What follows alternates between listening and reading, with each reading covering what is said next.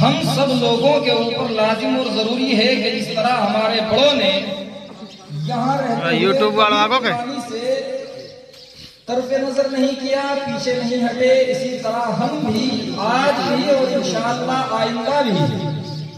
اس ملک کو عدل و انصاف دلانے کی بھرپور کوشش کرتے رہیں گے، حتیٰ کہ اگر ہم اور ہماری نسلیں اس سلسلے میں اپنی جانوں کا نذرانہ بھی پیش کریں تو یہ بھی ہم یہ مانتے اور سمجھتے ہیں کہ یہ اپنے ملک کا حق ادا کرنے کے لیے لازم بھی ہیں۔ الحمدللہ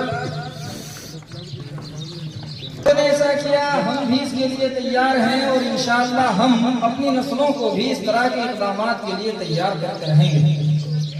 جو آج کے زمانے میں